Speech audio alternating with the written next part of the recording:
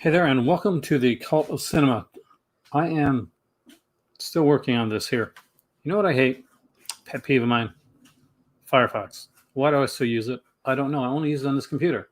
On any other computer that I've got, or any other device I got, it's Chrome. It's like Chrome all the time. Anyway, that's not why we're here. We're not here to talk about my preference. We are here to talk about Severin. Severin made a huge announcement today. Yesterday. But my good friend Master Chaos was doing a video on this yesterday, right after the announcement was made, and I did not want to come in and do a video at the same time that he was doing his video. One, because I was working, and two, because Master Chaos is a really good dude, and I want to make sure everybody saw that video.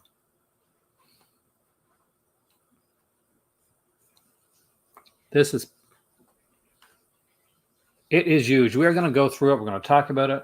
I'm going to give you my thoughts on it, and I'm going to give you my thoughts on Severin, because if your thoughts on Severin haven't changed after this, they should, and I'll tell you why.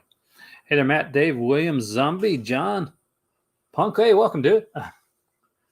I am going to make sure I'm muted so I'm not hearing myself in stereo, because I like to see the name, the comments right up on the screen, because, hey, yo, Dustin, yo, Dave. The cinematography, that's because it's huge. Huge. It is thus far, and I'll be honest with you, I don't think that there's going to be a better one. I can hear myself in stereo already, see? I hate that. I hate hearing my own voice. Yo, disconnected. Do I think Vinegar Cinema is going to release DDF? What's DDF? Drop Dead Fred? No. I don't think at all. I mean, I think the whole Drop Dead Fred thing, let's talk about that for a second, because that is Severin. This is Severin night. Severin lost the rights to Drop Dead Fred right at the last minute. They literally had it swiped out. Some people, yo, Franco, welcome. Some people think that that's probably because Universal might have noticed Cruel Jaws. Cruel Jaws, aka Jaws 5, which of course it was never marketed as from Severin. Just saying. Yo, Cobbs, welcome. I actually got to contact you. I got to remind myself. They lost the rights to it. Somebody else is putting it out. Vinegar Syndrome, I don't think would do Severin dirty like that. So if Vinegar Syndrome and Severin had David Gregory know each other so well, so that I think that we're going to get it from probably a major company. So we're probably looking at either a Shout Select release or maybe a Universal release, or maybe Kino. Yo, Dagger, welcome, man. But we won't be getting it from anywhere like Vinegar Syndrome. If it comes from Vinegar Syndrome, I'll be shocked, actually. Still think it's going to be Universal? They're going to put it out? Probably. They're probably going to put it themselves. And it's probably, honestly, not going to be as good. Before we get into what Severin announced, I'm going to preface this right here. And I think this is important to say. For a long period of time, Severin has been that company that has been kind of thought of as that little company next to Vinegar Syndrome. That kind of a Vinegar Syndrome light type of thing. They weren't taken as seriously when it came to sales. They weren't taken as seriously when it came to a lot of their releases, because Vinegar Syndrome did really good slipcovers. I think right now at this point, and I'm going to say this right now, Severin have flipped. What the hell happened to my screen? Severin have flipped the script. Severin have literally flipped the script. So get this. I'm going to go into Chrome, because that stuff popping up like crazy there.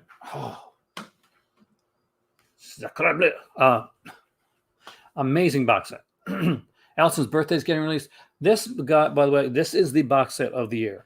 I don't Anybody that loves films, Yo Shadow, welcome, is probably going to be grabbing this set. I know I'm going to be saving up to get this set. I hope it doesn't go out of stock before, because this is hands down the thing I'm most excited about this year. And before that, the thing I was most excited about this year was also put out by Severin. And that's little baby right here, Blood for Dracula. This, by the way, this, if you haven't picked this up, this is when sexy release. Like, I did a unboxing that is coming up on my Patreon channel, because it's vinegar, it's Severin stuff, and can't show those on the regular channel. Just saying. So patrons, there's a 33-minute video coming up with the unboxing of all my Severin sale items. Just get yours too, John? Yes, please. Thank you, Disconnected. Please hit that thumbs up button, hit the like, share, subscribe, all that. If you want to super chat or donate to the channel, it's much appreciated. Either way, I'm hoping you guys are having a fantastic day, and let's get into this whole Severin talk. Severin flipped the script. They came out, they said, they came out with the Blood for Dracula. That was a Gregory one. They got help with that from Vinegar Syndrome, but it was a kind of along the lines of them saying, we want to be taken seriously. And they had done this kind of before. They did the Al Amson set. People say, oh, that's cool. What's Al Amson? Then did Andy Milligan said, Milligan's more fringe, but it's Milligan, it's Severin doing that stuff. And in between that, Severin's been dropping titles like Threads and Vi, and these really cool like noir. So yeah, like the Franco Noirs, and dropping things like the Franco, the Golden International releases. And putting things like some of the best giallos out there, like Strange Vice, Mrs. Ward. I do have the comic to that now, by the way, and I can't show that on camera. And then they dropped this. First, they worked with Ciara LaJeanisse. And for those that don't know, Ciara LaJeanisse is a Canadian horror fan. She has a documentary done about her called Celluloid Horror that I strongly recommend. But it is flipped now. And I am going to say this, and this is going to be slightly controversial. Are you ready? Are you ready for my hot take? Here we go. What Severin is doing right now and have done over the last year and a half is better than anything Vinegar Syndrome's done. And this box set here is Criterion level good. This is Criterion level, Arrow Video level, Indicator box set level good. That's how good this is. And there is nothing that can, in my opinion, that I think that can come out. No Cardona box set, not even a homegrown horrors, whatever, that can touch this at all. I don't think there's anything coming out that can touch this set. And that blows my mind, because I would, as a die-hard fan of, like Vincent, I got a subscription. They're my guys. I love their stuff. Severin has gone to a whole different level. And there's very few companies that are there yet. There's Arrow, there's Criterion. To a certain extent, maybe Scream Factory for my really, and there's Severin. And then there's other companies like Vinegar Syndrome. What do you think of that? Nobody expected that hot take, did you? But let's look at it. We'll look at the big bundle, the one that I can't get without paying $100 fee, shipping fee, and I ain't paying $100 shipping fee, even though there's some gorgeous, gorgeous pieces that I want here, including like some Oracle cards, which, for those that don't know, when I was in college, to impress a girl, I actually bought a pack of cards, and not regular cards. You know the type. And I learned how to read because I wanted to impress her. The things you do in college, right? Are you guys ready to look at the set? Let's dive into it. Let's look at this. Yep, She Killed Ecstasy. That is an amazing one. She Killed Ecstasy is incredible. I would recommend upgrading eventually to the Blu-ray if you can. Really good one. All right, we're going to look at the Witches bundle, which is super freaking cool. I am going to put this here for a second and grab my drink because there is something that is coming back to the channel that hasn't been here for over 2.5 years.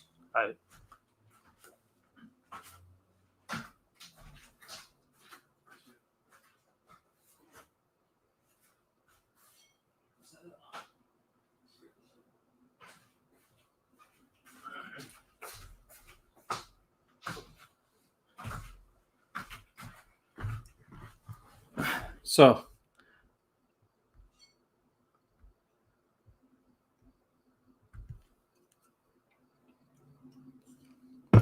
what has Chris Jericho would say? A little bit of the bubbly. Let's look at it. Indicators right up there with Severin, right up there. And you're right, Robert. I apologize because Indicator is one of my favorite companies.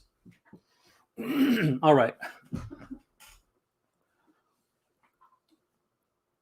I heard that was amazing. Not from your friend, but I heard amazing stuff about it. If you haven't seen Sarah Horror Punk, definitely check it out. It's a documentary about Celia Janice, and I'm a huge fanboy of her work. That's because it is the closest to being real. It is meant to creep you out, Vince. It is meant to be the type of stuff that you tell around a campfire. The stuff that often things steeped in reality and mythos. This isn't just going into the mythos of the US or mythos of Canada. This is folk horror around the world. Hey, Dipit, welcome, man. This is going to be incredible. And what do we got in this bundle? So the bundle includes, now, aside from the Blu-ray box set, we got the Oracle deck, courtesy of Off and Bone. We got Witch Hammer keychain, Allison birthday pendant, the Owl Service melamine plate. Ironically, that's the one thing I really, really wanted, aside from the Oracle stuff. The folk horror map, Woodlands Dark and Days Bewitched poster. I'm hoping some of these come out. You can buy them separately. And of Mud and Flame, the Penda's Fen source book. But what you guys really want to know is what exactly is on this set. So it says here, 19 of the best known, least known, rarely seen, thought lost classics of folk horror from around the world. And there is the key to this. Oh, yes, the documentary. The 192-minute documentary, Dustin, is part of this set as well. So, let that sink in. The 102-minute, 90-minute documentary is part of the set. And it's disc 1, actually. So here we go. Woodlands Dark and Days Bewitched. The 2021 award-winning Festival Darling documentary. Oh no, you can buy it. Comes with the set. You can buy it separately if you're not buying the set, but it comes with the set. It's the first disc. Is disc 1, 192 minutes long, English and Portuguese with English subtitles. The 192-minute documentary. I had to say that again, just to let that sink in. The length and the depth of work that's gone into this documentary. I've been a huge, longtime fan of Celia Janice, and of course, there's House of Psychotic Women, which she wrote, and she started the Misogynic Institute. So it starts off the video introduction by her. Then we go into a 12-minute conversation with Ashley Thorpe about animating folk horror, talking about doing the animated sequences for this film, which should be really good. Then we get a few outtakes. One, where they talk about the historians, and composers, runs around 22 minutes long. We get a slight introduction, expanded introduction on what exactly folk horror is. Welcome, Andy. And we get another one on folk horror in Brazil. We followed it up with folk poetry, which is Ian Ogilvy and Linda Hayden reciting some classic folk poems set to Super 8 footage. And as long as you're here, man, that's what matters. And we get a trailer. And that is disc 1. So already with disc 1, that's the disc that you watch it first and you're like, oh my God, I want to know everything about folk horror. It happened with the film noir. documentary. It happened with the pre-code documentary. This is what these documentaries do. They feed you so much information, and it makes you want to know so much more. And this set is here to teach you so much more. So we started with this too. We have Eyes of Fire. It is a 1983 United States film. It's probably one of the few films that I've actually seen on this set, and it's been a long, long time since I've seen Eyes of Fire. And just getting a new 4K restoration for the film. You can buy this one separately as well, but honestly, guys, this set's amazing. It comes with an audio commentary with Colin Dickey, author of The Ghostland American History in Haunted Places, The Secrets in the Trees, Nightmare USA, author Stephen Thrower, talking for 29 minutes with Avery Croncy. Hopefully I pronounced that right. If I didn't, I do apologize. And Crying Blue Sky, which is an alternate longer cut in 2K. And that's why it's listed as 19 films, because the 20th film is actually an alternate cut of Eyes of Fire. So still 20 films. But it doesn't end there. Like Dickens said, well, that's really good. That's pretty awesome. No, then we go to the short bonus films. And this is going to be something we are going to see as pretty much a thoroughfare all throughout the set. It starts off with a 13-minute, don't you love that? It's 13 minutes. Legend of Sleepy Hollow animated feature. Oh, that's the thing. It's folklore. I thought it was just going to be maybe local folklore, but they've done across the world, Matt, and that's what makes it so much better. And it does open up for sequel box sets as well. And the Legend of Sleepy Hollow, not only is it a cool little short, it's narrated by John Carradine, the man himself, the man, the myth, the legend, the late John Carradine. We followed it up with Transformations, which is an experimental short film shot on location in Vermont about a group of witches performing white magic. We followed that up with the longest of the shorts, Backwoods, based on a H.P. Lovecraft's film called The Book Story. I got to one second. The Picture in the House. And then we go to disc 3. With disc 3, we start off with, and by the way, I am going to mispronounce like crazy here. That's okay. I will put that out there right now. Lip Tarika. We'll go with that. It's a Siberian film done in 1973, 65 minutes long. HD Master. It is a Siberian vampire film, which preceded Bram Stoker's Dracula by nearly 2 decades.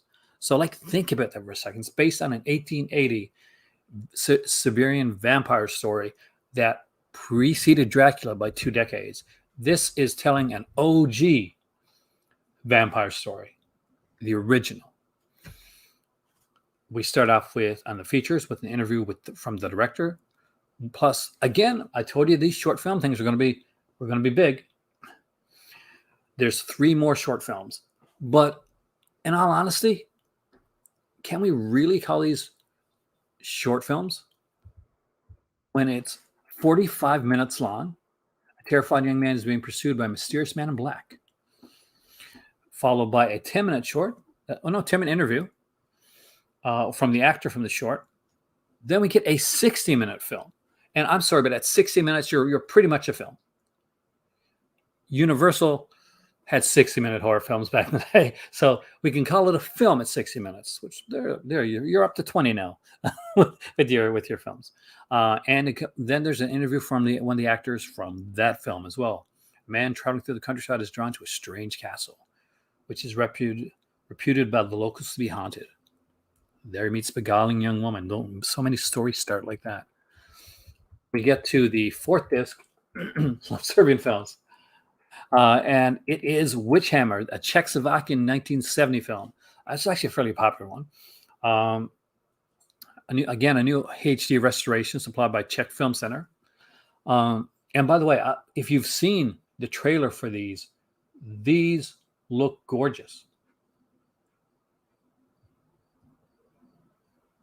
Yeah, exactly. The host has got a special feature, and it's not even 60 minutes long. We start off with an audio commentary. Wonder if the short films will be restored. I say some will be restored as well as they can be. If you look, Tim, on the on the 10-minute trailer, they actually show some of it, and a lot of it does look restored. Then we get The Womb of Woman is the Gateway to Hell, a film appreciation by Kate Ellinger, and everybody wants to hear Kate Ellinger talk because she's so cool. And film starring Michael Brook. This was actually on the second run films edition of this. There's also a projection booth podcast here as well. I love these podcasts. I'm glad when they put it in. And then we get the first one that could be a double dip for some people if they picked it up. Won't be for me because I luckily didn't pick this up and I was going to, and I kicked myself, but I couldn't do it because I was focused on Franco. FOF. Focused on Franco. That's a good t-shirt idea. But nobody's buying any of my Franco shirts. Okay, so it's from 76 minutes long. It's from the Soviet Union. Vi is an amazingly, stunningly beautiful film. I would 110% recommend this film. This is incredible. From the Woods to the Cosmos, John Lamont Riley on the history of Soviet fantasy and sci-fi films, runs 34 minutes long. Sounds amazing. It comes with the trailer, comes with bonus short films.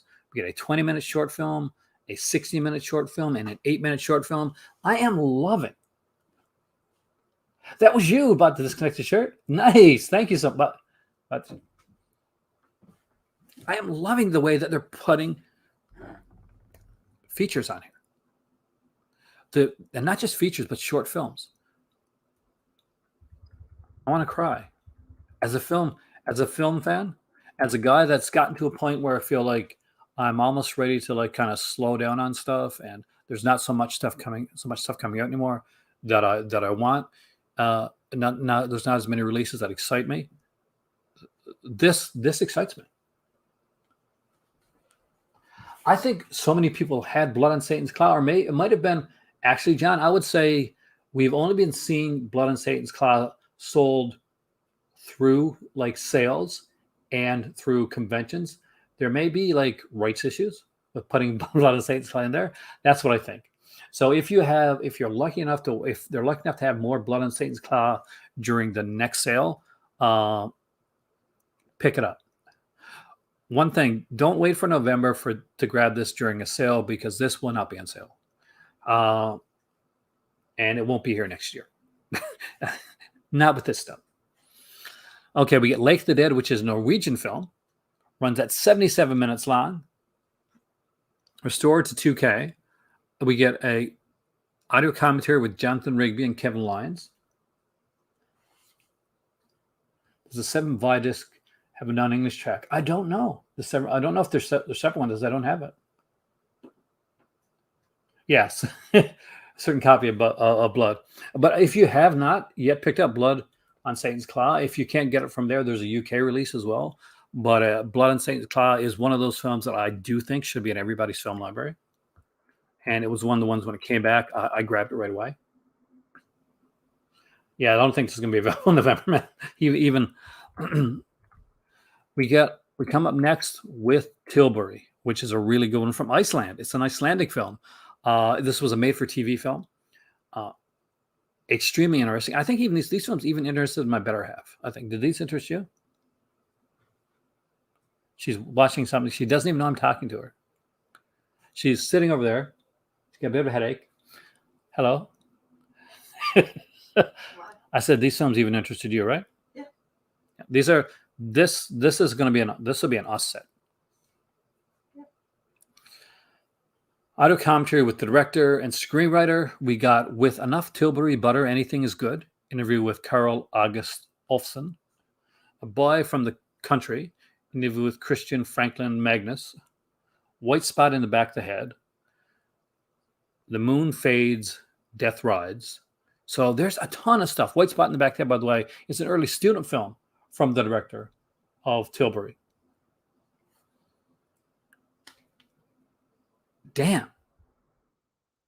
And then The Moon Fades, Death Rides is a discussion about the folkloric origins of that short film. Thank you, Vince. You guys doing the good work there by giving the information that I can't give. Next up is disc 6, and we get into the Australian films. And the Australian films are beautiful, beautiful, beautiful things. Too bad Jamie's not here tonight because I'm sure he would have stuff to say. If you're seeing this, Jamie, thank you so much. I just got your message earlier, and I'm super excited. I'll talk about that later. The Dreaming, a 1988 Australian film, 90 minutes long, when a group of Indigenous activists attempt to repatriate ancestral artifacts found in a cave in Australia's Kangaroo Island. One of them is shot, evading police, and taken to a local hospital, etc., etc., etc. It looks really fun, actually. We get an audio commentary on this one. And a trailer. We followed that up with a title that I am about to butcher. It. Kadesha. That's what I'm going to say. Kadesha. Kadesha. What a horrible... Oh, my God.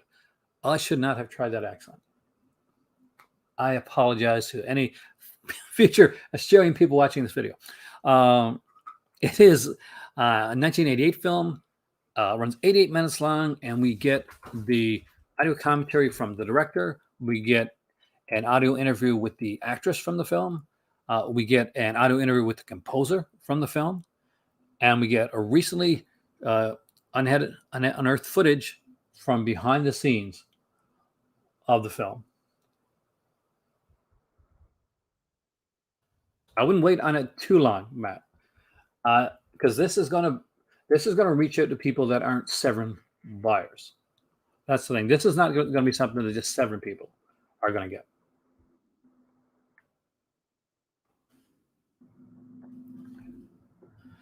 Next up, we get Celia, which is a great Australian film done in 1989. I haven't seen this film since probably 1990, 1991 was the last time I've seen Celia. And I really, really like this film. The last time I watched this was on VHS back in the day. I think was during my college days. Really good little film. If you have never checked it out, definitely one to check out. He sold the big bundle sold half already. Pressure. Celia and Me, a 40-minute interview with the director Ann Turner. From Crawford to Celia, a 70-minute interview with veteran editor Ken Swallows. Must have been hell growing up with that name. And a 24-minute short documentary about the European rabbit that was introduced to Australia and how they eventually had to kind of call the population because not thinking, they didn't realize that rabbits, wait for the dad joke, be like rabbits. All right. Next up is Elton's birthday, 1981. A lot of people are excited about this one right here. A lot of people are excited about Elton's birthday being on this list, but with Ian Coughlan. So really, really cool film. I don't know if I've ever seen a good edition of this one, so I'm super stoked on this. Extended interviews from Not Quite Hollywood is here. We get The Devil Down Under, Satanic Panic in Australia. I'm really, really interested in this video essay.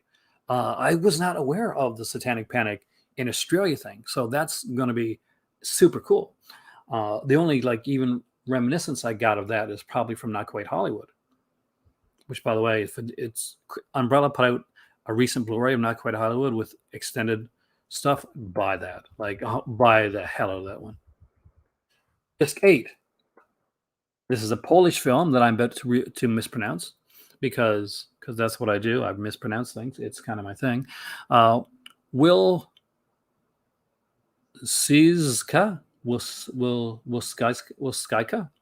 We'll say Will Skyka. We'll go with that. We'll go with that. Once I get the films, I'll figure it out. It has an interview with the director because this one, by the way, guys, this one's a werewolf film. Oh, yeah. This is a 19th century wintry style werewolf film. And if you are a werewolf fanatic like me, who was brought up by who wasn't brought up by, but who has a dad that is a werewolf fanatic, you're going to want this. Yo, Master Cass, welcome, man. We follow this. We get an interview with this one, and then a follow up with Loki's a manuscript of Professor Wittenbach. And this is another Polish film. Runs 100 minutes long. This stuff is gorgeous. Honestly, check out the trailer of this afterwards. Not right now. Watch this. Check the trailer later. We got Wild Country of the Werebear, an interview with the director. And then we get to disc 9. Yo, Satan, welcome, man. And hail Satan. And we get to one of the discs that means the most to me. And we start off with Clear Cut, which is a 1991 Canadian film. But not just any Canadian film. It's a Canadian film that stars one of our greats, great actors and great Indigenous actors that we have, and that is Graham Greene. If you have never seen Graham Greene before, get on that. Graham Greene is an amazing actor, super, super underrated. Then we start off with an archival video introduction by the director. We have an audio commentary of scholar and anthropologist Shawano Chad Uran. I hope I pronounced that right. Then we get to bonus short films, and this is where it gets really important to me. We get the Ballad of Crowfoot. So often referred to as Canada's first music video. It was done in 1968. It's got a Mi'kmaq Scottish folk singer, an actress Willie Dunn, talking about the Battle of Crowfoot. And it's a look at colonial portrayals told through a striking montage of archival images and a ballad composed by Dunn himself about the legendary 19th century chief who negotiated Treaty 7 on behalf of the Blackfoot Confederacy. For those that don't know or are unaware, I am Mi'kmaq. That is in my family's blood. And I am very, very proud of that. So it means a lot to me to see this on here and to see it followed up with an actual audio commentary as well. I'm very proud Canadian, and I'm very proud Mi'kmaq.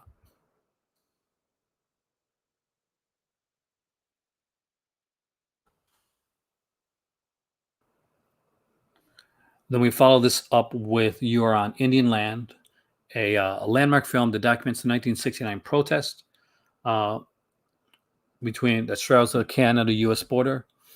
And that is going to be powerful, really, really good watch. We followed up by Consume, which is a 20-minute film about an Indigenous person that's a residential school survivor who struggles to hang on to his land and Indigenous identity as his personal demons resurface and manifest themselves as the spirit of the Wendigo.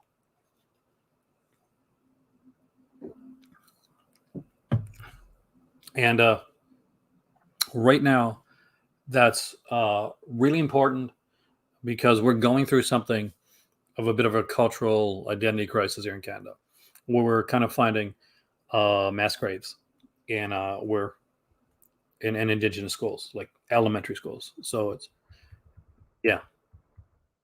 deep there, guys. Just to let you know, that's what's going on right now, and I'm so not proud of that. I got $54 Warlock with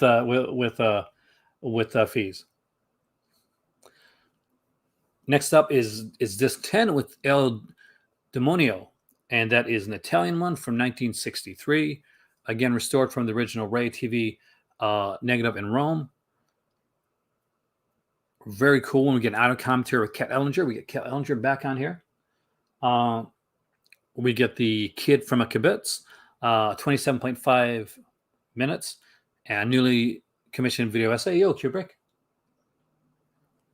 I was itching for folk horror. Great recent MVM's the first season of The Tear. Oh.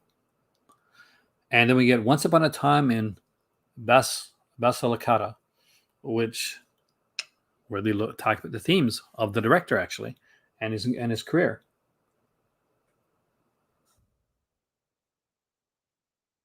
$35 isn't so bad. $54 and $50. And not here, but Emily. I was talking to Emily. She got hit with the 2 Warlock.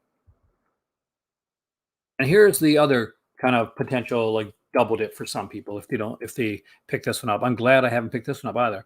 Is Dark Waters. It's a Russian, UK, Ukrainian, Italian film. It is 1993, and it is from the director, from the one up there. It comes with an audio commentary from the director, and it's got a 15-minute making of, but a lot of you people probably know Dark Water, so There you go.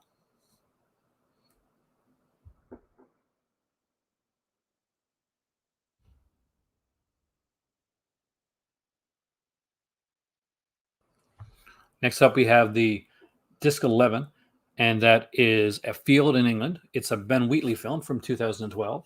So aside from the documentary, I think this is the most new film here. And Ben Wheatley is an incredible director from England. And Christopher Eccleston, he was Doctor Who for some. And he was, oh no, that's a different Dark Water. This is a Japanese film. And he's also was in movies like, what's the name of the film again? Well, it was the Dark Elf, I guess, in Thor 2. We get an auto commentary with Ben Wheatley, Andy Stark, and sound editor Martin Pavey. We get a Letterboxd Magic Hour episode 1, Keira Janice with Ben Wheatley talking actually about the documentary and about so it's kind of a special kind of online interview that they did. Then there's Please Hear Me, the Music of England. It's a 6-minute long featurette. And then we get the Ben Wheatley in conversation with Peter Toombs, which is a 23-minute one. They go deep into the DNA of a field in England. So that's going to be really cool. Plus camera test running 10.5 minutes long and a trailer. We follow this up with another UK release, and that is 1993's Chris Newby's Anchoress.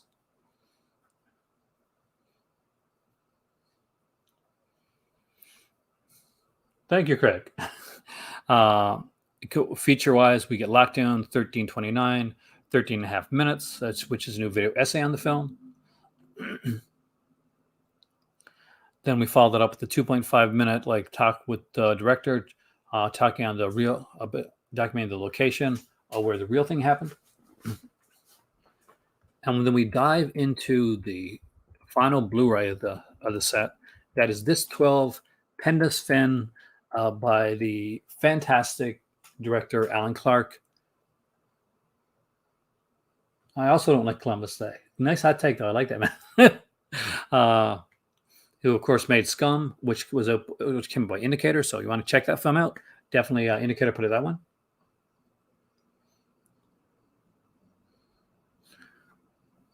It comes with an audio commentary in that one as well. We followed it up with The Landscape of Feelings, The Road to Pendas Fen, 60-minute film, and we get bonus short film. So we get The Pledge by Digby Rumsey, and that it runs at 22 minutes long. Looks incredible. And then we followed it up because we're not finished yet. Hey, Video Man, and welcome, man. This set's incredible, dude. Well, I'm melting, but aside from that, I'm okay. Robin Redbreast from James McTaggart, again a UK release, 1970. Written, of course, by John Bowen, British writer John Bowen. So this should be a really cool one. Apparently, yo, Nate, welcome, man. I hope you're getting the set, dude. A precursor to The Wicker Man. So, wow. And hell yeah. You get audio commentary with William Fowler and Vic Pratt, creators of authors of The Bodies Beneath, The Flip Side of British Film and Television. I don't have AC at all. I got to see a little bit of the film, but I've got to watch it all yet because of heat, man.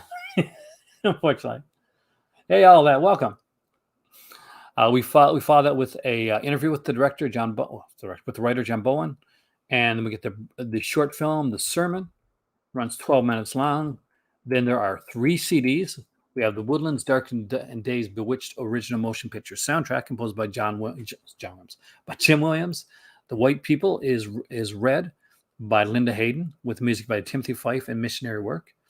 And we end it all off with a 126 plus page book curated by Keira Janice. The picture you're seeing there is from Celia.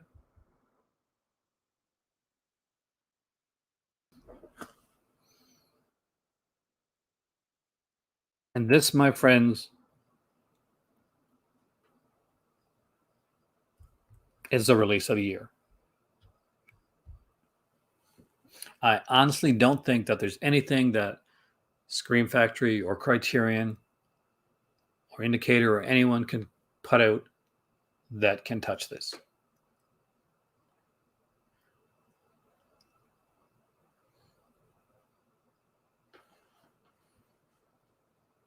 This is incredible.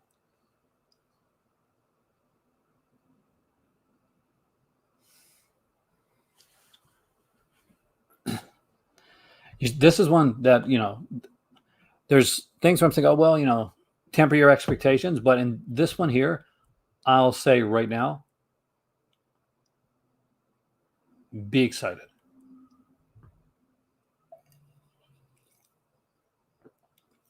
About the bundle, I can't buy this bundle because unfortunately, this one is only available in America, and you have to pay $100 shipping to get it to come to anywhere else.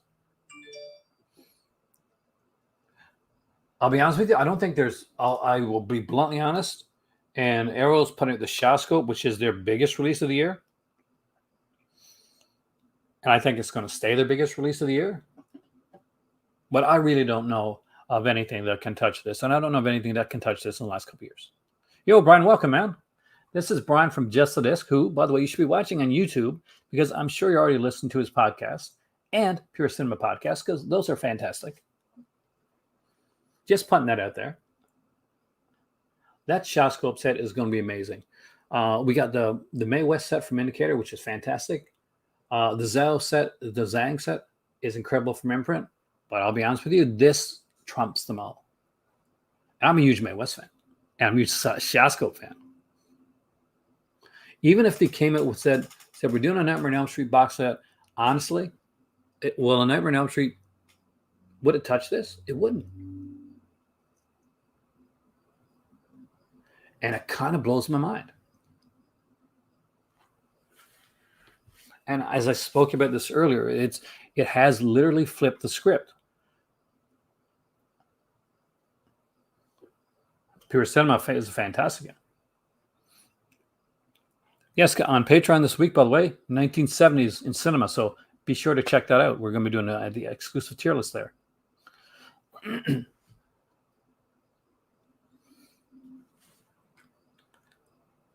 There was a time when people would say, and it wasn't very long ago, I hope that Severin can sometime reach the Vinegar Syndrome level. And now we say, I wonder if Vinegar Syndrome can reach the Severin level.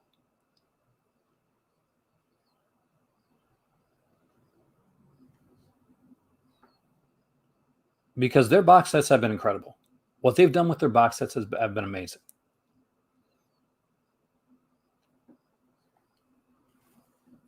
And this is next level.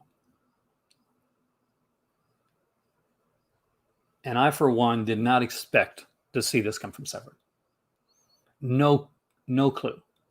Like, there's a couple things I know coming from Severin, but this threw me for a loop.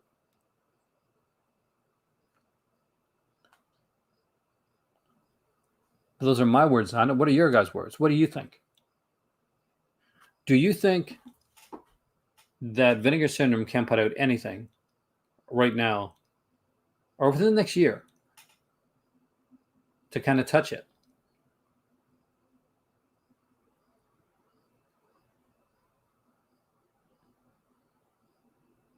Or even kind of come close to this level?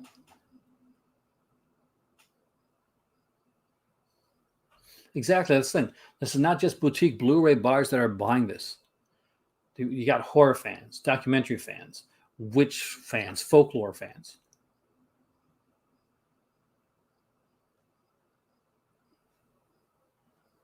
Witchcraft collector's box. I'd love to see it, but no, we'll be on that level.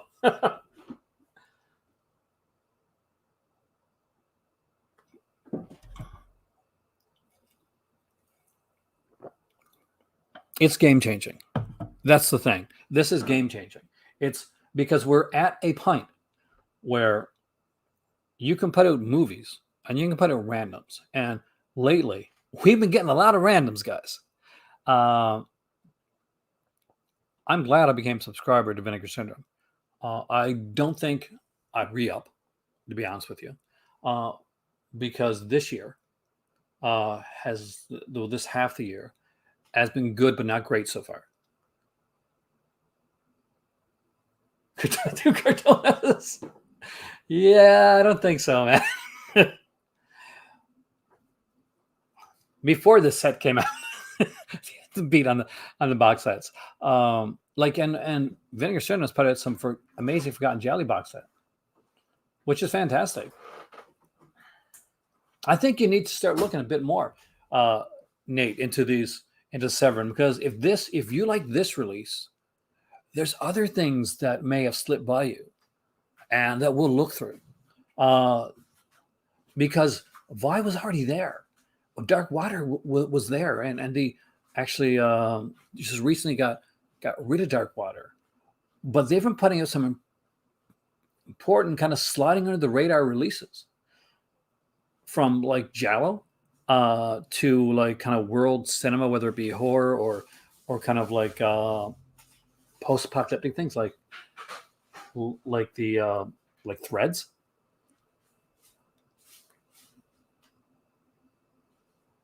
And they've had like some documentaries like kind of sneak onto their sets. A lot of people haven't noticed. People pass up on The Beast in Heat a lot, but I mentioned the documentary on Nazi exploitation on the Beast in Heat, and the people that picked it up really love that actually.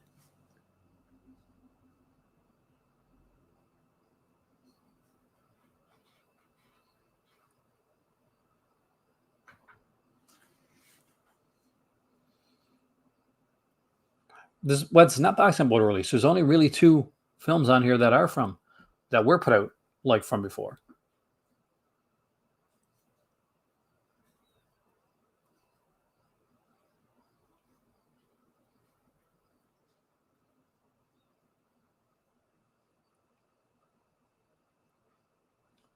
Burnout is unfortunately one of the things of YouTube that I know all too well.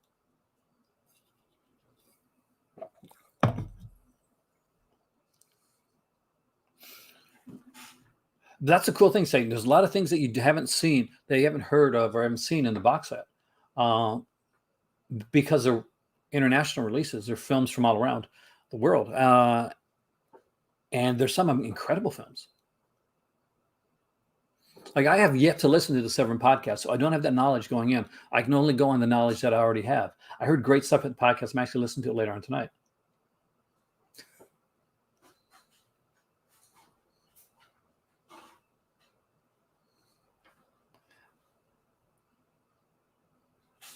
Box sets are cool, but it's not just a box set.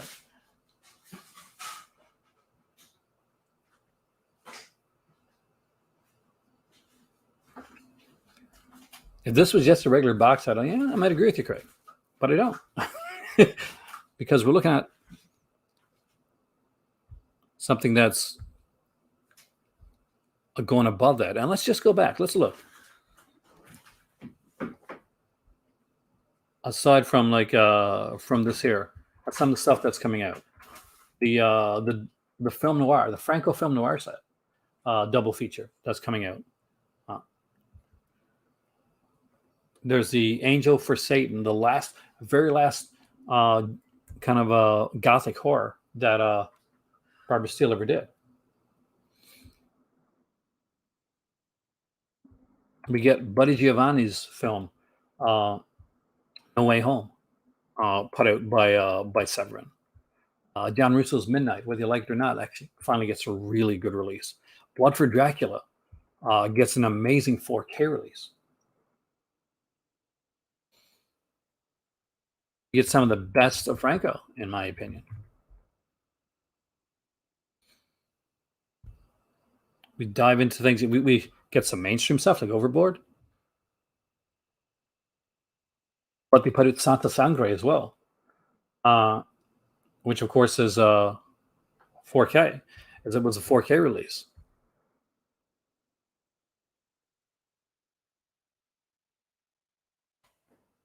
For the Euro Crypt of Horror, which is Christopher Lee, which was not a which some people, Master Chaos there was not a fan of. But they put out movies like Grizzly and Day of the Animals. Yeah, I did see that. We're going to dive in that in a second, man. And 4Ks for Perdita Durango and Day of the Beast. Severin has not been a one box set hit when it comes to this. Severin has been knocking it out of the park pretty much all the way through, but haven't got the credit that other companies get. And it's a shame. I mean, like they and a lot of the reason is because and it's partially because of some of the stuff that Severin have done in the past. But it's because what they've been doing throughout this year and like last year, they've just been upping their game and upping their game, and nobody's been noticing. And it just blows my mind when Santa Sangre comes out as a 4K release, and Blood for Dracula, which by the way was one of the whales for me personally as a collector, and I've been collecting for a while. It's just amazing.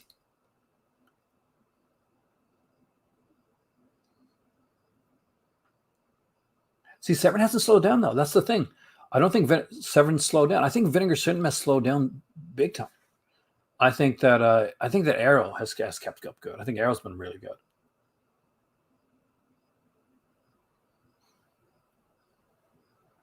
Disconnected has been ringing the bell this year. He has. Because the stuff that they've been putting out has been incredible. And I've gotten crap since the big Severin Black Friday sale crash for talking about Severin. I got so much crap. And after that, like there's people that just will come in and they will crap on Severin all the time. And I'll get some downvotes more than likely just for saying this. But right now, Severin are on a different level. Severin are on a Arrow Video Criterion Indicator level. And some of the other companies that were bigger, like Vinegar Syndrome, that are playing catch up. And that's okay, because what happens is one company does really well and they put out a lot of good releases. And like what's happening in wrestling right now, AEW is doing amazing. It's time for WWE. It's like, oh, we got to up our game. Severin is doing amazing. And Vinegar Syndrome now have to up their game, because the thing is that the consumer is always the winner. Yeah, we're always the winner right now. And it's not good enough to have a slipcover anymore. You got to have a movie with it. And they have been killing it with their movies. It's a shame about Drop Dead Fred. I'm so bummed about that, Warlock. I'm a big Rick Mayhall fan. I grew up like watching a lot of his stuff. And of course he was in Shack Treatment. You know, he's a Shack Treatment. You should let Severin know that it'll get smashed like that. It should never get smashed like that. I've never had a release even come dinged from Severin. It always comes like filled in a box or even in a mailer with huge amounts of packing peanuts. Your postman does not like you, because my postman doesn't like me. Didn't bring my Severin stuff. Had to go pick it up myself today. Bottom's missing. But the young ones is good too. I like the young ones too. I know. I'm not sure if I like the young ones as much now as I did when I was a kid. You know, a lot of kind of we're talking loud humor type thing with the young ones. But I was a kid. I love the video nasty that's of the young ones too. But Rick Mayhall, it was incredible. Rest in peace, man. He did amazing stuff. That's what you think it is. That's what I think it is too, Jay. Universal kept winning Cruel Jaws and they put the kibosh on Drop Dead Fred. But they did say someone else is putting it out. Actually, I'm a fan of the packing peanuts. They drove me at the wall when I first got them, Matt. But the fact that all my 7 releases come pretty much, they're never damaged. I'm loving those packing peanuts. They can put as many packing peanuts as they want to in my stuff. Yeah, I understand it, man. I do the Amazon thing so many times. That's why I have a donation thing down the bottom of all my videos. Yeah, the Cruel Jaws thing has killed the last shark. Emily, what are you thinking? Are you picking this up? Have you already picked it up? You picked it up, right? You've ordered this. I know you've ordered this. Me and Emily talked about this actually yesterday, right afterwards.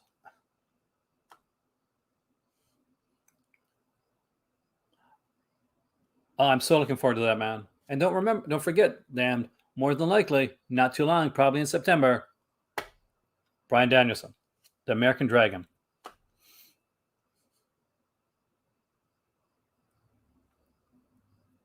Did this morning. Exactly, definitely. Yeah. We had some pretty cool t-shirts. Disconnected just picked one up. I haven't picked it up yet. I'm traveling next week. I'm very nervous about missing out on this. I want to pick it up. I'm weighing $30 for international, I think, is shipping, right? 35 for international. But this will be the thing. Like, there are two things that as a cinephile that should probably be under your Christmas tree this year. One is this set right here.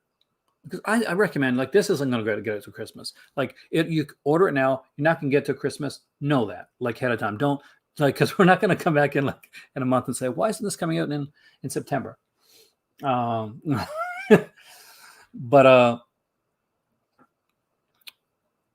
after that, it's Dynamite here. Dan, we always watch Dynamite every week, and Rampage on Fridays.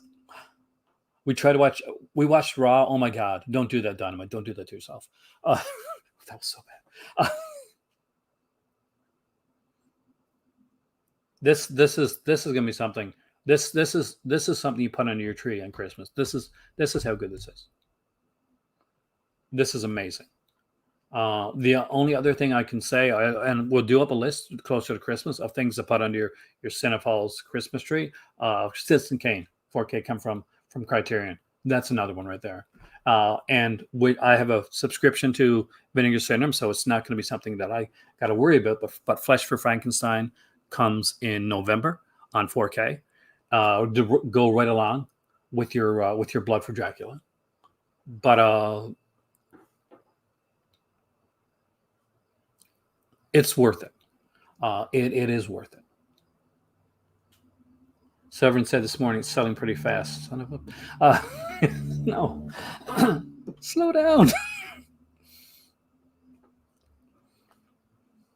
The killer part, and I wish you wouldn't have done this.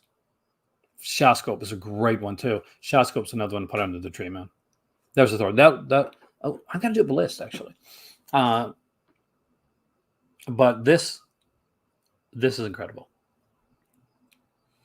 The worst thing they did though is he didn't put a limit on people buying this. So scalpers will buy this. And for those that don't know, I have a huge I hate scalpers. I hate anybody that kind of like, you met Brett Baker in person. Is she as gorgeous as she looks on the screen? I got to ask that because she is one of the most beautiful when it comes to wrestling. You know, AJ Lee and Alexa Bliss, I think. Thank you, Satan. That's what I want to say. And I'll make the top 10 releases for this year for sure. This is going to be on the top 10 list of pretty much every person.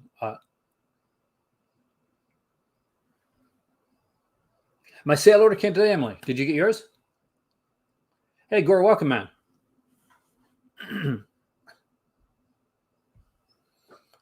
So the gauntlet has been put out by Severin. Other companies out there,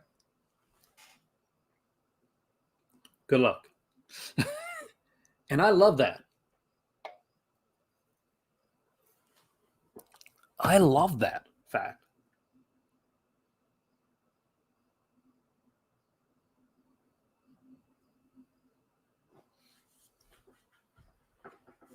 There's so much great stuff that came out this year, Warlock.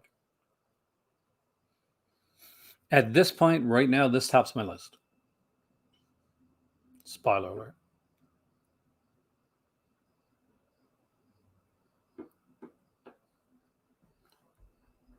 But let's look at a little indie company that made a big announcement.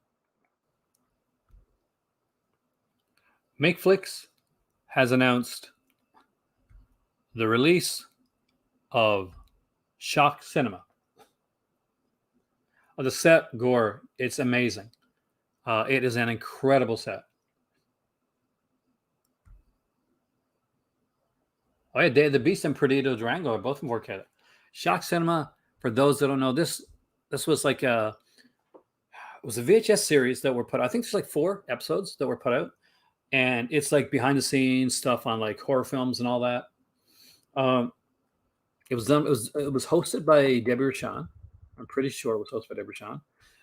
So it's coming out. And not only is it coming out, it's coming out with a signature edition. So there are so many of these that are going to be available. And what that means is that Debbie Rochon herself will be signing the releases. Was it Brink Stevens who did the hosting? Right, actually, what's Brink Stevens? Dude, it's been a while. I got you guys here for when I make those mistakes. And Alexa Bliss is a horror fan too, so you gotta love that. So is it Brink Stevens that signs this? Yeah, hosted by Brink Stevens. There we go. I love the alternate artwork here. Oh, Brink. Very first film, of course, was the Slumber Party Massacre. She was killed off first. I was wondering if you're still there, Jose. So this is what it has. Fine, yep, Slumber Brink Stevens. I totally mixed that up, guys. First 500 units are going to be signed by Brink Stevens with reversible artwork and a bonus soundtrack CD. Aren't you loving how many soundtrack CDs are coming out? Isn't that fantastic? Volumes 1 and 2 include candidate exclusive interviews with, here we go, Charles Band, Fred Olen Ray, Jeff Burr, Scott Spiegel, Dave Dakota, Daniel M. Peterson, Joel Binder, and J.R. Bookwater. Editor Chris Roth. Writers Forrest J. Ackerman, C. Courtney Joyner, Mark McGee, Ted Newsom, and Frederick Bailey. Actors Robert Quarry, Deanna Lund, John Goodwin, Melissa Moore, Ernest De Farino, Steve Neal, Michael Burnett, and cinematographer Gary Graver.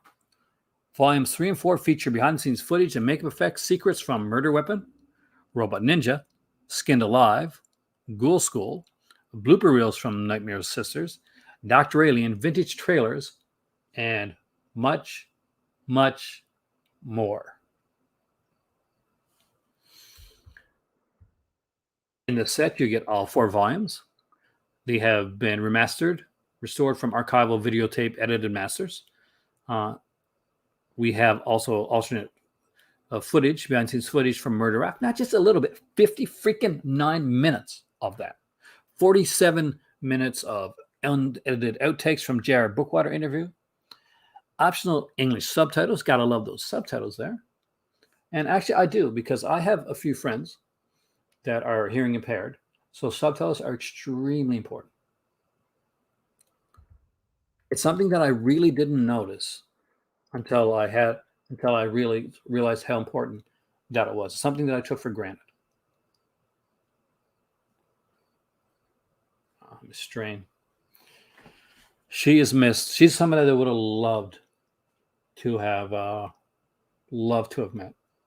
She seemed like such a sweet soul. I actually use subs a lot now too, especially because honestly, I'm always doing stuff when I'm watching films right now. When I'm a lot of times when I'm watching films, it's like my second or third time watching them, and I'm usually watching them for my channel. so subtitles help. We got the bonus CD soundtrack here, collectible heavy duty slipcover. We got a VMO on demand streaming digital copy of all 4 volumes of it included. Reverse artwork with 2021 artwork as well, and the original 1990 cinema home video VHS artwork. Track-wise, we have 15 tracks. It is a signature collection You can also buy a 2 disc slim edition DVD, which includes all 4 volumes, as originally released on disc back in 2007, with those bonus features if you want to grab that one instead. Because there's still CD, DVD people out there.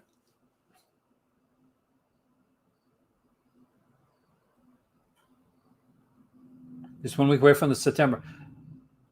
Jay,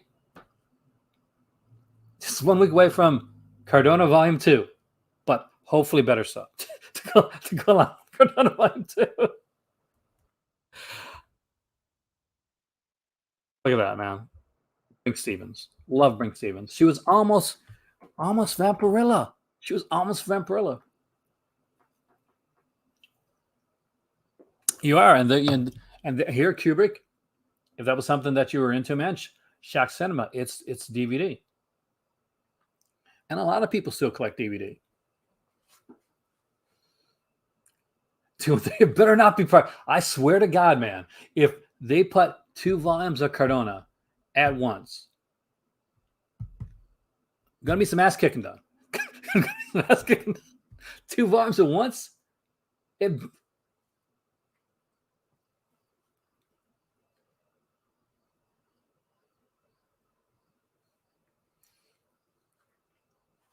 If I got to sit through 6 Cardona movies, and like I barely sat through the first set. I barely did. I know a lot of people love it. I know. I understand that there's a favorite movie for everybody. It's just that's not my favorite movie, man. There's actually pictures of her like dressed as Vampirilla. Whether she was actually gonna get the role or not, man, totally different. Yeah, that's it. We got it paid for. We got to get Daniel H.S. I just don't like the fact that he's like definitely not an animal liker, and I am. So we're very polar opposite when it comes to that. Like the dudes out there killing animals and throwing cats and stuff like that. Yeah, not a cool thing, man.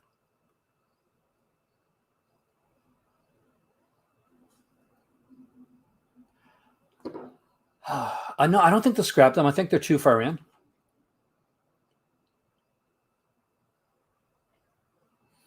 I'm excited for box sets. I love box sets right now.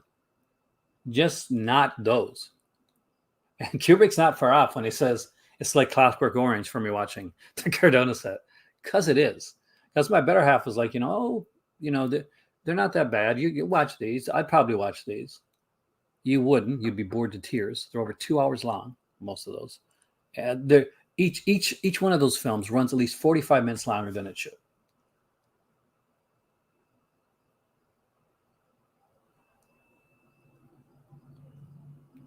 Master Cash, you would be in such pain. You don't forget, you got a subscription too. No, my Wi-Fi did not die. I would not be able to read your message out. You got a subscription too. Master Chaos. Remember that. My pain is your pain. So there you go. I don't think they're making as much profit as you think. They went big on talking about the Cardona set when they initially came out, and there was a bit of a backlash, and you could see it online, and then some people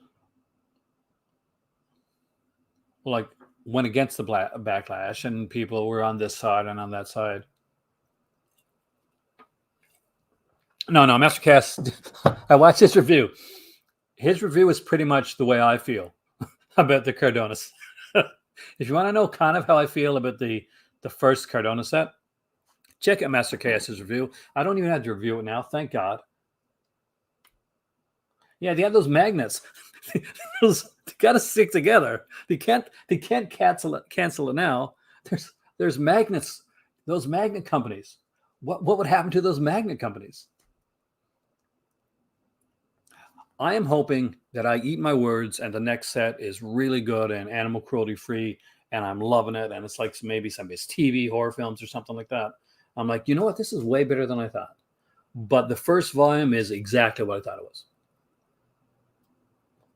The first volume for this set was unfortunately exactly what I thought it was. It was boring and it was overly, not complicated. It was just boring. I think we have different opinions on the weird Wisconsin box set. Because I'm going to say this, Jose, are you here? I'm going to say this now. I don't have the box set, but the last film that you mentioned, I have that on an old like Mill Creek release. I kind of dug it. I've seen some films that have animal cruelty. It's just that there's a proliferation of animal cruelty in the Cardona's films. It's not just like a little bit. It's not just like one. It's like any films that have animals in them, pretty much like you're going to see it. People always put that in. Well, there's a Lindsay did this or somebody else did this. None of them, I think, did it with as much relish as Cardona said. I really think the dude had something against the animals. Something happened to that dude as a kid. Maybe on a set, on a film set or something like that. That dude has some issues.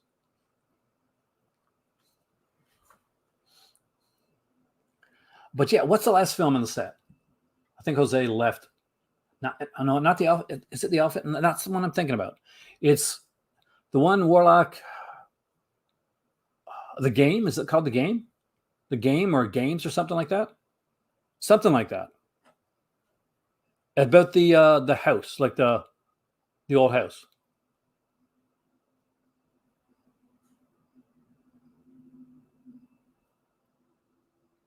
And like I think it's like a hotel or something. Now those people go up there to play the game. I like the game. See, Ragman agrees with me on this one. Now, this, of course, is not the game with the big game, but the game by him.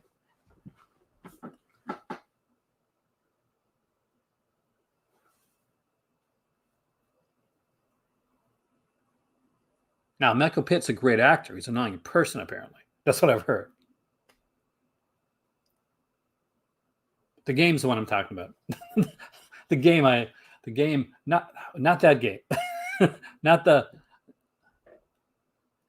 Talk to you later, disconnected man. But Twister's Revenge looks like a lot of fun, but the game's the one I'm mentioning.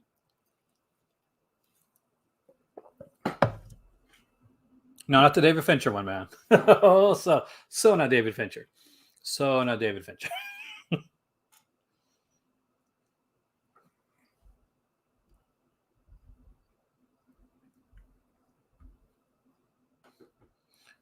We're so lucky to have so many companies doing such great stuff right now.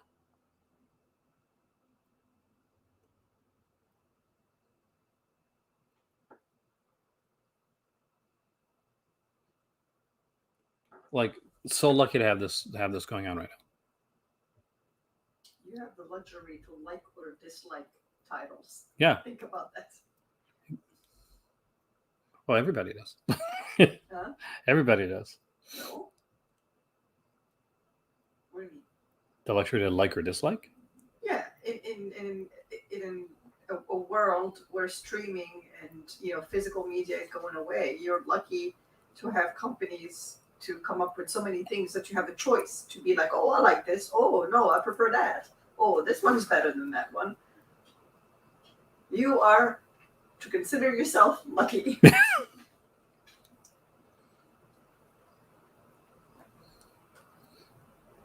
Michael Pitt killed in that. They recast in the third season, but yeah, it was really good. Michael Pitt was really good in Hannibal.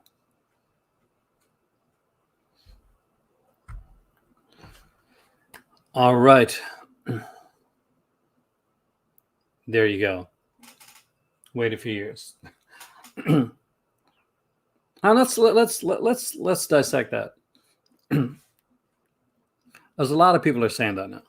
Wait a few years. They're streaming. Oh my God, everything's going away. Although we're getting more releases now than we got for so long.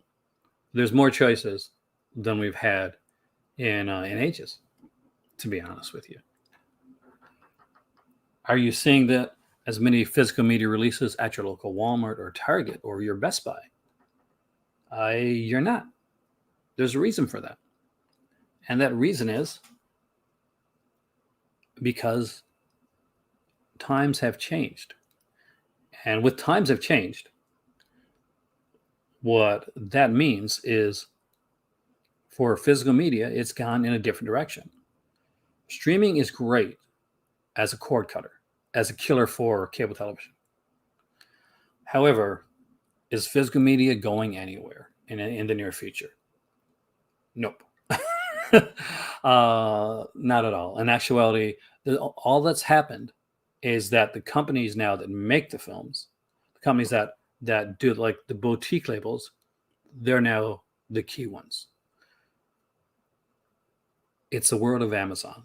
It's a world of buying things online. And people were worried about, hey there, Richard. Hey, Ken.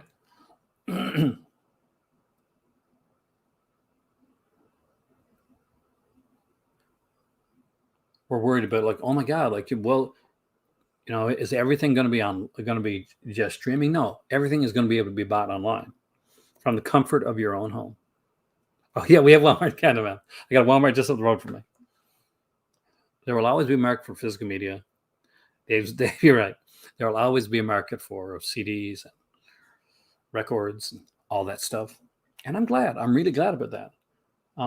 There's a time when I thought I would never see a CD again. Now, half of the Blu-ray or 4K releases I get are packed with CDs. So there you go. What I meant, Aaron, is that right now, I look at, you've been collecting for, 9 years. We've known you, well, 10 years. And I can see the evolution of the choices that you had where, when you started, there was, well, obviously the Anchor Bay, the old Anchor Bay stuff, and there were the large studio companies that put out things. You see less of the studios putting things on physical media, but what you see is curated titles. Exactly. Yeah. And that is where that's the future. But that's when something is popular. It's not popular when you see everything out and there's no thought process behind it. You just release a $5 bin title and that's that. Same thing with art. Same thing with anything that you consume. It's when it gets to the point where it is curated. It is there's a thought process behind it. There's a restoration. It's not just putting it on a disc and selling it. It's the work that comes behind the investment of the work put in those titles. That's when you know that there is a market because there's money in there. So yes, I stand by what I said in that you are right now living in a renaissance for physical media movies. Yeah. Because you have companies that are investing in curating titles that you haven't seen in 40 years, 30 years in certain cases or more. Yeah. Absolutely. Definitely. Absolutely.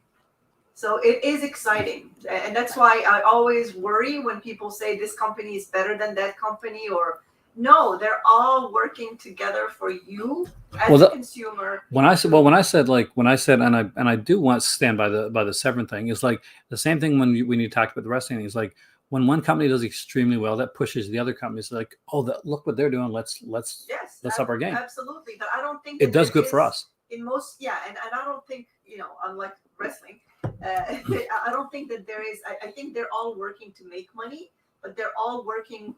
I don't think that there is any. I'm sure there's some backhanded deals that happened and some backstabbing that may happen between one company or the other. But overall, I think it's just they're looking at the next best title that's gonna, they're hoping is gonna sell as much as possible. I don't think everybody is a fan of folk horror. Let's face it, it's not. Other people are more interested in some other stuff.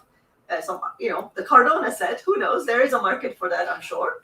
But let's just put it in the wood. There's a bigger crossover section of people for the set that I talked about today than there would be for the Cardona set. I don't know, and sure. Because we're not just talking about some of the people like film. We're getting into the world of books, into the world of folk, and then the horror. We get into international.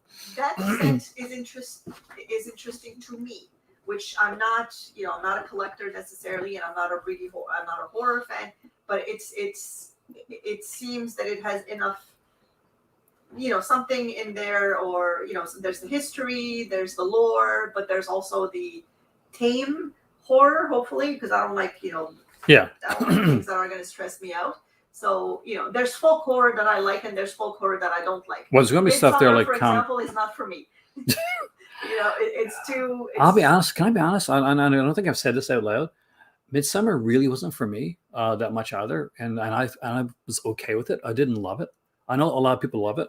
I know that's me. But I didn't like Forrest Gump, and everybody loves Forrest Gump, but me. Yeah, no, Even I'm you sure like Forrest Gump. I think the movie is beautiful, but it's not the type of. It's a horror that stressed me out, and I don't want. Oh yeah, I understand that. Same thing with Hereditary and all of those things, which I consider to be a folk horror movie. I don't think people would consider Hereditary to be I would. Yeah, to me it is a folk. It's a folk. Midsummer horror. Definitely is a folk horror. Yeah, well, yes, because it looks like it, but the other one doesn't. But Midsummer is very much as still there is a lot of lore. There is modern day Wicker Man.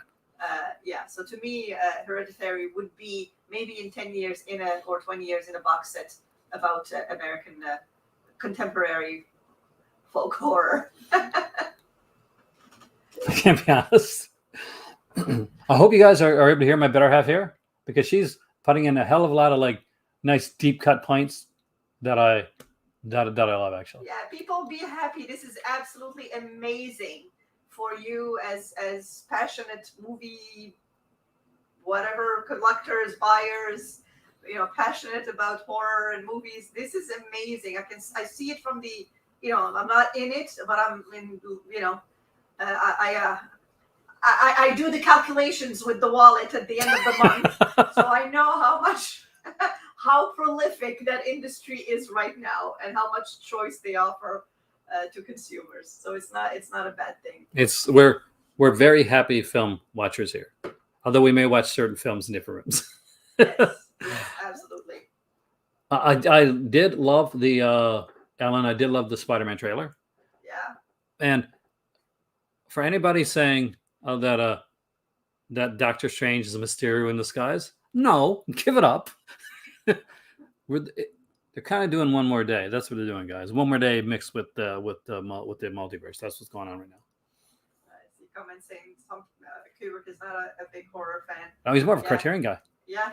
No, that's great. That's why I kind of I very cautiously say to Aaron when I like something that's coming out, because that means he's going to be pushing to get something, and I can live without it. It's a nice set, but I'm it's not a hill I'll die on.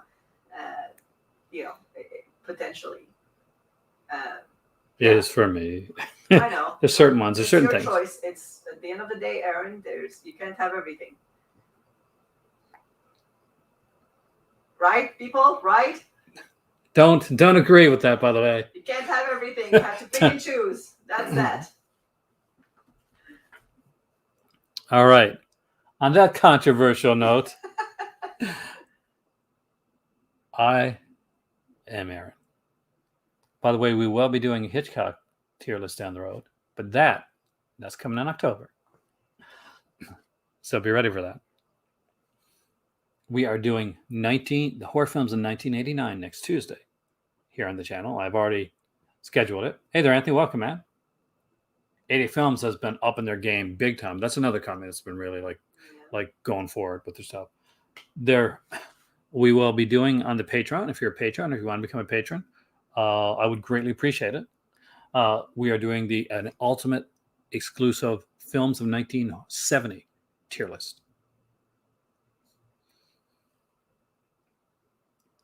And it's going to be fun. Until then, though, I am Aaron. You are the Cult of Cinema. You guys rock. You guys are extremely awesome. Like, share, subscribe, super chat, donate, but above all, be happy, stay healthy, and there's always another movie. But they're not always this good. See you soon.